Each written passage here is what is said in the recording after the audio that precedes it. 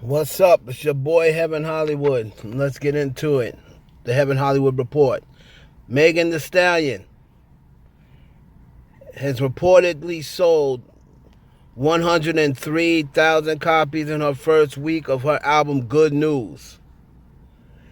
It originally was reported that she would sell between 90,000 and 100,000. And I went on record as saying if she sold 90,000 copies, to me, that would be underwhelming.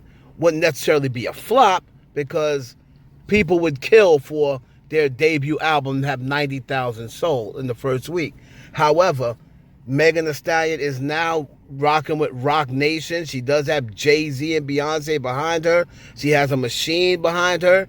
So on top of that, Leo Cohen is also behind her. So 90,000 to me would not be a big deal. 103,000, it is a different story. So the question is, did Megan Thee Stallion flop?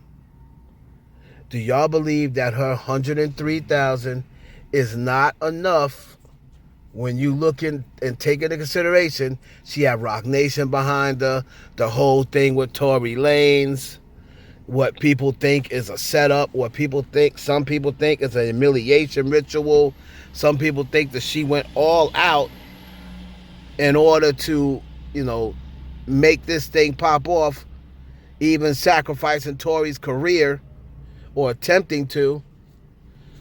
So people were saying, I expected at least, what Queen did, or at least what Cardi did. Now, Cardi sold about 278, so she wasn't getting Cardi. But I have to say, 103,000 the first week, it would have been the number one album, but BTS dropped. So if BTS did not drop, it would have been a number one album. It's by far the best release by any female this year. And it's probably in the top 10 of rappers. I mean, Roddy Ricch's debut album sold about 100 in the first week. And now, again, you're going to say Roddy Ricch doesn't have the push that Megan Thee Stallion had. So when you consider everything that happened with Megan Thee Stallion, do you consider 103,000 in the first week? Let's not, say, let's not worry about whether she's lying, whether she's not lying, this, that, and the other.